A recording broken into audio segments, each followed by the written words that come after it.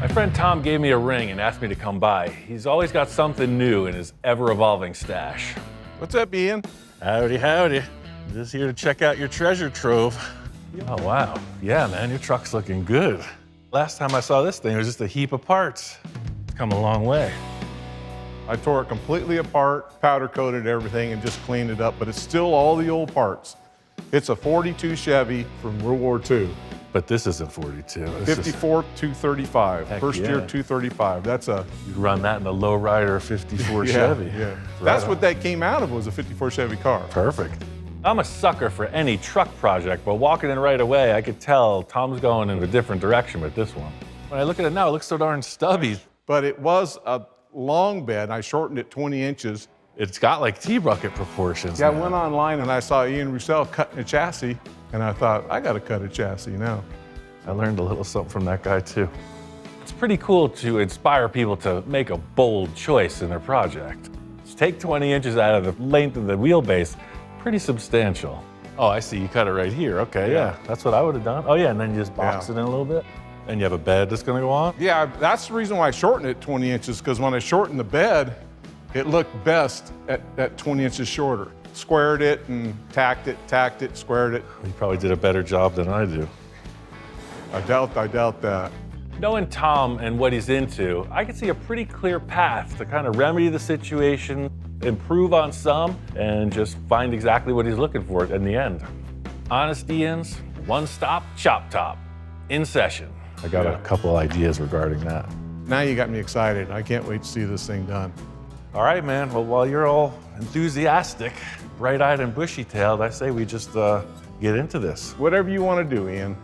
Oh, famous last words. Ian, do whatever you want. I mean, we both know I've got some pretty wild ideas from time to time. I think we just cut the top right off and just discuss. Oh, that sounds good. I don't even know where it'll end up. We'll just kind of take it one piece at a time, as they say. Okay. You wouldn't mind pulling that welder over here. It's about to get real, huh? Oh, it's about to get real. It's like your wedding day, right? Oh. It's all fun and games until you're walking down that aisle. Until Ian gets going. This is the last time you'll see your truck in one piece, ever. I mean, for the next couple days. This is a story I'm very familiar with. You know, it's as old as time. One minute, Tom and I are talking, laughing, discussing. The next minute, I'm cutting his truck in half. It could be a little unnerving. I'm used to it, but first-time client, not so much. Yeah, so something sort of like that, maybe? Oh, yeah. Yeah, I like that. I do. I think that window opening looks better than the original window opening. And you could see, It does. I cut it more than 2 inches. What's that? You did cut it more than 2 inches? That's more than 2-inch chop. Okay. I couldn't help it. Never trust a That's man cool. with a grinder in his Yeah, hand. with the cutting wheel, yeah. Cool, let's chop the other side off. All jokes aside, you know, when I was looking at it, to my eye, it's all about the proportions. So I'm an overachiever. I cut it a little bit more than 2 inches. I think we're both in agreement. This back window should stay the same size. So we'll cut below. We'll do the chop through here in the back wall. When you start cutting something apart, especially it's got different shapes to it and different curves, you're in trouble. Unless you know what you're doing, you're in trouble. You're making your own puzzle, that's the thing. Yeah, exactly. Right now, it's just the picture. Right now, we're gonna puzzle it and then figure out how to make it lock back down. In the back, I'm gonna show you a pretty cool idea for this window. If we were to draw this, say, on graph paper, right? If you took a straight back view of this, you'd have this checkerboard, right? So the most horizontal line, I think, would be this window. The idea being, when that comes straight down, you don't have any zigzag in the connection, so when you weld it, you're not trying to fill gaps. So those are just 2 reference points of being parallel. So now we're hitting on that trim, and we're 3 1/4 to 5 1/4. And then this is the 2-inch chop through this area. I got you now. I'm nervous, but excited at the same time. I think you know what that means. I'm all on board here. I remember my first date, don't worry. Okay. I fell out of the back of a truck on my first date. We'll just keep it at a strict 2 inches all the way around. We'll set the roof down, and then we can make adjustments from there. Just the attitude of this cab in general, it's already got kind of that, you know, forehead down appearance. So no rake in the chop, just straight down all the way around. True story, I learned this whole thing by watching Gene Winfield. That blue Packard is a perfect example of this, you know, pretty bold, huge amount of work. I mean, it is a puzzle in the end because it's taken apart, shapes change, and you gotta put it back so it looks like the perfect picture. It's a little bit of math, but it's also just a lot of envisioning, you know? You sit back and watch this dissected, exploded view of what it could be and how's it come back together. Are we done, Ian? Theoretically. I mean, this is actually the first time I've ever done this, so surprise, surprise. Now you got yourself a roadster. We got the cut, now we got to do the paste. That's where the rubber hits the road on this puzzle piece chop top.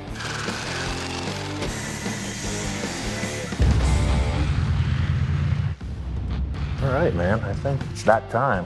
Let's put it on and see how far out of shape we got. The way I laid it out makes it look really straightforward, but there's a million places to go wrong. That's the way I have learned through trial and error, a lot of error. So let's just line up the back wall and see where we're at. Looky there. From the side, right? That looks pretty groovy. The proportions are perfect. Yeah, I mean, you can see now it's got attitude, right? 2 inches isn't a big chop at all, but it does something. Man. The first look is the most exciting part of the whole project. You get to see all the potential before you put in the blood, sweat, and tears before the rest of the project comes together. I feel 100% better now. Well, that's good news because the work hasn't even started. This thing has just been nipped. It's time to get into the actual surgery. Uh-oh. In talking with Tom, he made it very clear that he wants me to just focus on the chop while I'm here. This project has been his baby, long-term deal, and he wants to finish it up on his own. It allows me to really take my time, discuss with Tom, and teach him a bit on exactly what it takes to pull through this. This is where the issue of putting the puzzle back together starts. We're a solid inch smaller. The typical thing you'll see so much is they cut right through the center of the roof and split it. They widen the whole thing. But that means you have to pin in this 1-inch band across the whole span of the roof, right? And that gets complicated. That could get all warped out of shape. It gets real weird. So I have an idea that will help us with that. Okay. Are you finding, is that how you're finding the high spot? I guess sometimes my bare bones approach is a little surprising. This is gonna pop the roof into 2 pieces right now, front and back. Let's see how it falls apart. What the heck? I literally had no idea what just happened. I just thought it was like a piece of the brackets from inside the truck. You know, I'm walking away and Tom's like, those are dinner spoons in the roof. They're military, I think. Look at that. And then there since 42. U.S. Marine Corps. Oh, wow. Archaeologist here now. I've never put a utensil in the roof rail of my vehicle. Like what? Did they just like steal them from the mess hall? Like that midnight chocolate pudding adventure, it's on tonight. Clink. All right, now back to our regularly scheduled chop top.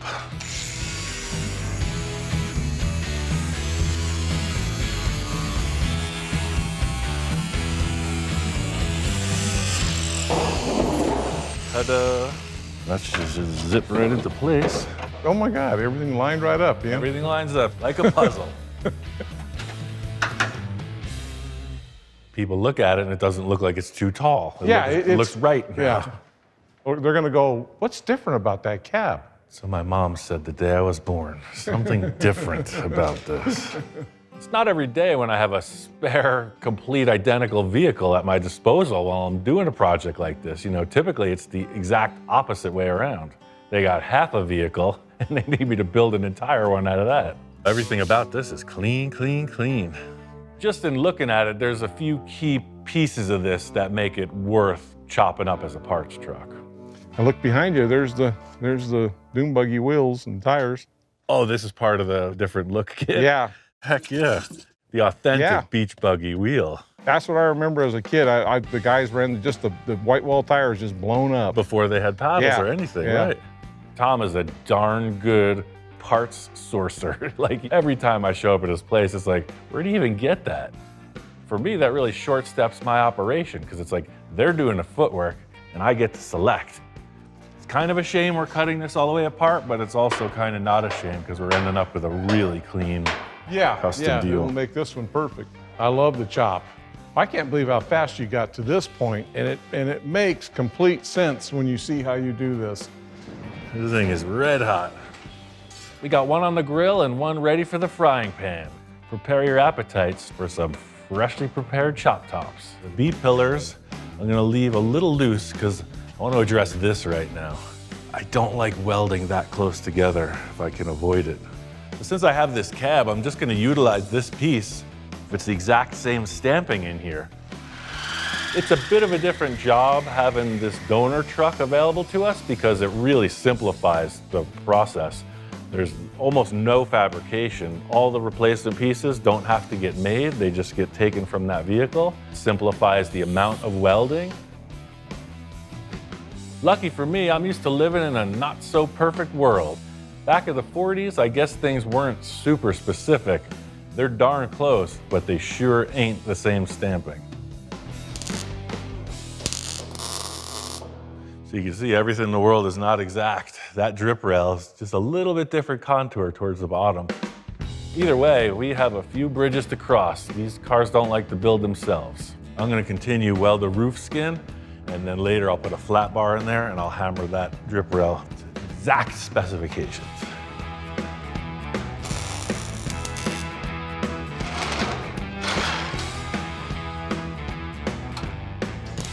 That's it, that's the structure. Gotta fill in this hole in the roof. Tom didn't want no sunroof, and he ain't getting no stinking sunroof. Time to butcher the cab. By butcher, I mean extraction, precision. It's like that game Operation, you know, with the tweezers. One wrong move, you're out. You can tell by the slice in the roof, we're gonna need about 2 fingers more. So we're gonna make that roof cap 4 fingers more. Let's cut this off and see what we're working with. With a piece of vintage Americana like this, we have to handle it in the most delicate way.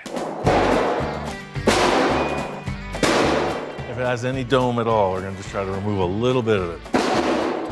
Just flatten it out just a wee bit.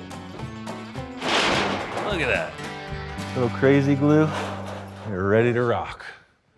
Notice the gap here. As I trim this donor roof back towards this cut, I can get them to really get closer. So they lap maybe only by 1/4 of an inch. See here, we would have had to cut this strip straight through the entire roof, and this just spreads out the work, a lot cleaner end result. So that's pretty much it. Clamp it and slowly weld it back into place. I gotta say, the dome on this roof is looking good. It's coming together. The next challenge is to get these door tops fitted up and welded on.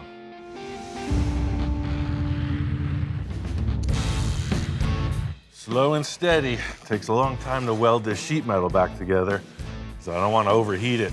And if that gets upside down or warps, big trouble. I'm happy with the way that this is progressing. You can see how it's developed with these 2 vertical cuts on each side of the rear window. The curvature of the roof needed to be shrunk in a little bit, and that's standard procedure on a cab like this to make a better contour. This structure is fully in place. This roof cap adds a huge amount of torsional strength to the cab. I'll patch this in last, but I want to do this door top surround using a piece of this original door and a piece of the donor cab door.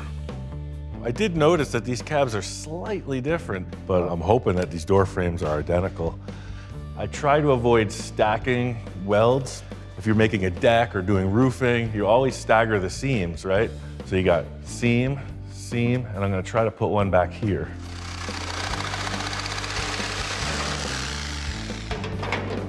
I don't like that join up at all.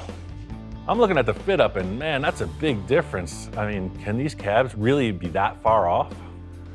Oh, it's in the 2-inch piece. That's what it is. It's in the section of the chop. Let me find that thing. Pretty good at holding on to used parts, but keeping them organized, that's a whole different story. It's not that one.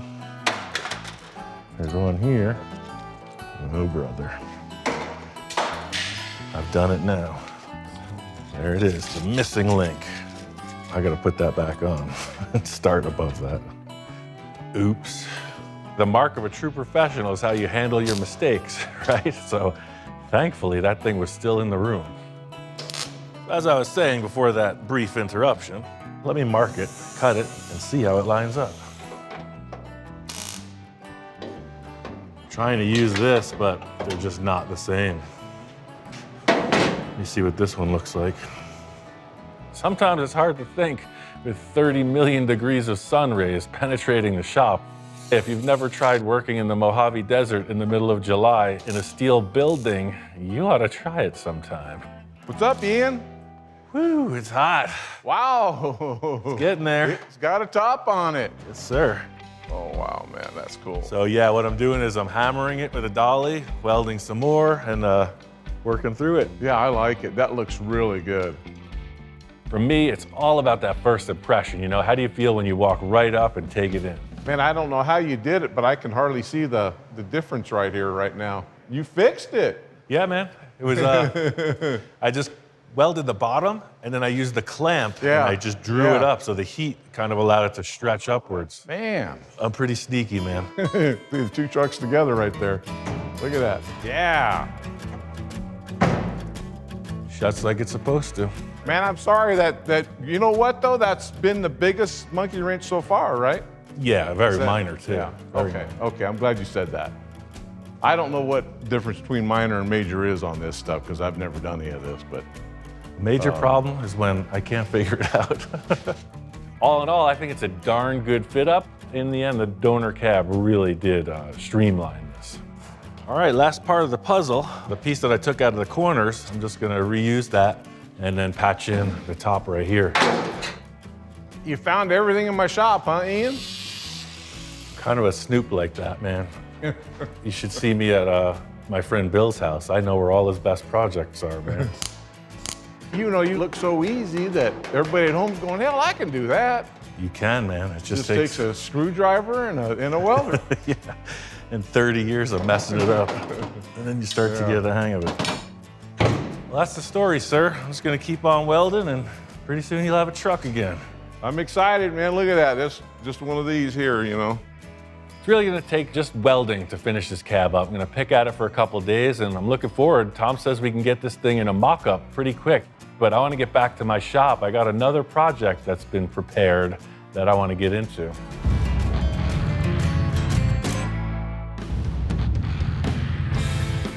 Now we're off on a little two-wheeled adventure.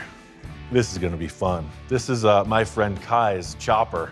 It's a 1980 Harley shovel head, and this is kind of his baby. He passed a couple years ago, and his wife contacted me saying, hey, you know anything about this? I met Kai pretty early in my career, and he was always a huge supporter of my efforts. Kai was just a really intellectual, interesting kind of dude, and his fascination with Harley Davidson specifically pretty much defined his character. He was heavily involved in the magazine industry as both a writer and an editor, and we pretty quickly became good friends. I remember this bike always being in Kai's garage. Being that he worked for Easy Riders and had a lot of ties with Harley Davidson, he always had these brand new Harleys to ride, and his sweetheart was always in the corner of the shop. I don't know why it got disassembled. This is the result. The proverbial basket case. Valerie asked me if I could restore it, if I could bring it back to life. They have a charity organization now, and this will kind of be something like a tribute to Kai, his life, and Kai's memory. That's one thing I know about Kai, was he was that maintenance dude for sure. You know, he loved his motorcycles. So it doesn't surprise me that this thing is preserved so well. It's a pretty chunky fork. I like it. When Valerie asked me to get involved with the project, I didn't know what state the bike was in. And I know that they relocated, they moved twice. The bike went into storage apparently, and that's about all I knew about it. That's the sign of a good chrome job, is when it can sit out in a shed for 15 years and polish right back up. I'm really digging this back tire, you know. This has got a little bit of oval slots in it. Pretty groovy. All right, let's put some rear suspension on. And last but not least, the old front tire. Now we're getting somewhere. It's starting to look like a chopper, baby. Pretty formidable looking machine. I think I'm kind of like that. Knees in the breeze, bugs in your teeth. That bike was pretty crusty. I used 2 cans of oven cleaner on the engine, the foamy stuff, and man, it shined right up. I gotta get this running ASAP. You know, I don't want to get teary-eyed or sentimental in an exaggerated kind of way, but right? It's like the man and his dog, the man and his bike. It's that kind of relationship, and like this was his jam, you know? He rode this thing everywhere. I do so much full custom stuff. You know, it may seem that almost nothing is sacred to me, right? But, you know, something with this type of history, Kai being such a close friend, you don't change that stuff, you know? There's plenty other stuff in the world. This one is his, and it should stay that way. Valerie told me that the biker's name was Purple Haze. Mr. Conservative biker guy driving a purple flamed Harley. All right, we see you. This looks like it's been rubbed on something white and it's on top of the clear coat. The question is, can I salvage this paint? Everything's just showing its age. We're all showing our age. It's part of the journey. It's got that pearly effect. I think it's gonna shine up real nice. I got this stuff from 3M. I'm gonna go at it with 1,000 grit and then bring it all the way to 3,000 and then polish it. Try not to get into the actual paint, just stay up on top on the clear coat. Try to knock some of these scratches off. Yeah, it looks like I'm not gonna have to re-clear any of this stuff. Yeah, I gotta say that this is a little bittersweet because I was like, oh man, the gates are wide open, right? There's no fenders, there's no tank. Time for me to restyle it. And then that looming voice, don't put no junk on my bike. Thinking maybe some divine intervention or something. Miraculously place these pieces of the bike right in front of me. All right, one more fender. You know, in my defense, I never put any junk on his bike. I just enhanced it a bit. And I also saved it from burning down to the ground. Whoa, whoa, whoa! Holy shit. I guess you don't have a fire extinguisher, huh? I got 3 fire extinguishers right on the wall, and I'm like, I don't want to mess up his bike. I know what these things do, so I'm just hoping it'll go out. That sucker is flaming. It's 7 feet tall. I gotta use the extinguisher. I'm just glad you remembered you had a fire extinguisher. I was looking around all over the place. No, I knew where they were, but I'm just like, I don't want to make a mess. It's only Kai's motorcycle. I don't want to dirty the floor. Thanks a lot. You could say, this is number 2 that I'm saving. You know, I'm not known for Mr. Polish and Shine, but right now, that's where my head's at. I think it's pretty cool that the bike didn't need a new paint job. 22 years ago, there it was, brand new. 22 years for a motorcycle that's driven, that's a pretty good run. So pretty neat to see it looking identical, just aged. Yeah, now it's starting to fill out. These tanks look great. I was wondering why the headlight looked like his bug eyes, right? Look how the top of the headlight's sticking out of the can. That's how much they raked it. So that you could see straight. See, that headlight should be vertical. I want to get this thing running. I'm gonna wash these tanks out, charge the battery. Next stop, showtime.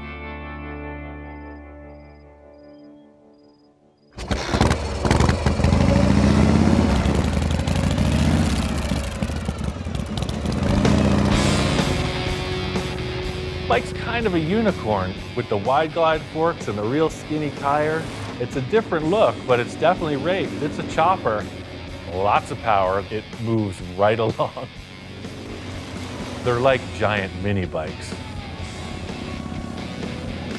I gotta say, it looks like he just got off the bike yesterday, you know? Just leaving it as is. A fresh cut and polish on that old paint brought the life back to it.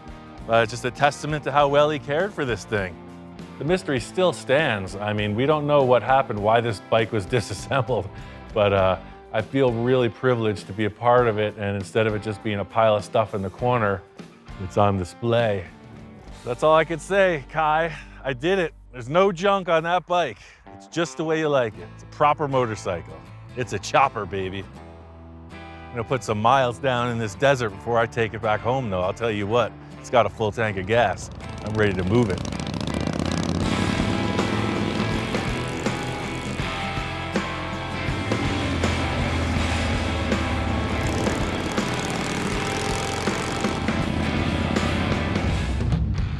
Did all the welding and grinding, came back to my friend Tom's shop, and he's got some progress on this thing.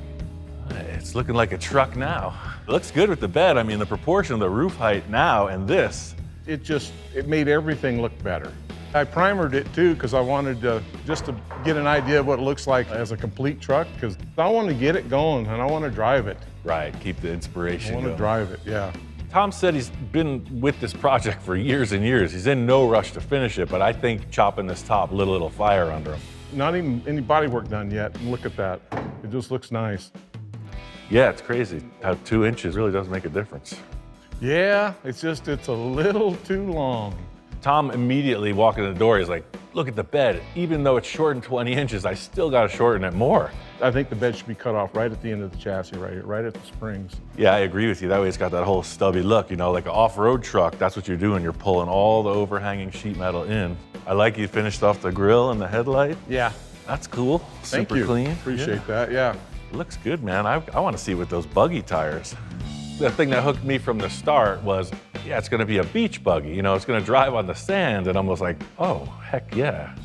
Right now, it's got the big and little, it's got the hot rod look. You know, I want to see it in full fun mode. Pretty cool that you're able to find those wide rims and 6 lug. You want to hear something crazy? I bought these at a yard sale 40 years ago. Huh. I'd call this a long-term success story. You know, Tom's looking at it like, yeah, finally, right? After 40 years, I mean, I was 11 when he started this truck. In a 1961 Hot Rod magazine, this is what they had. They had tires ballooned over the rims. I think the reason why they're usually white walls, that was the bigger tires. That was for the bigger cars. Like the Cadillacs and the Packards. Oh yeah, paddle tires had didn't junk exist. stuff, yeah. For sure. They didn't have paddle tires back then. If they did, most people couldn't afford them, so. Tom built this entirely in the vein of that first generation sand car, right? When they just had some old junk laying around, they would take some ratty old bias plies, make their own rims, and just do whatever they could to get some flotation on the sand. That says fun buggy. And I mean that in the best sense of the word. Like, it's a fun buggy. Like, you're meant to get in there and go have a ball on these sand dunes. It's exactly what I wanted. That's all it needed was 2 inches off the top and another 1.5 feet off the rear. This thing belongs on a Beach Boys album cover, man. Need some surfboards on there and you're cruising down the ocean. This is sweet. Kind of like the black rims too. Yeah, I think the biggest takeaway for me is, like, you can't buy good vibes, right? So the horse trading, the working with friends, that type of thing, that's really the way I operate. Thank you, Ian. Yeah, right on. I appreciate you doing that. I really do. Yeah, I can't wait to see what other good treasure you dig up, man. Now this truck, it's contagious. It's got me thinking, you know. I got the Model A body. I got some sand tires. I got an old chassis. Who knows what could happen? Maybe Tom wants to race.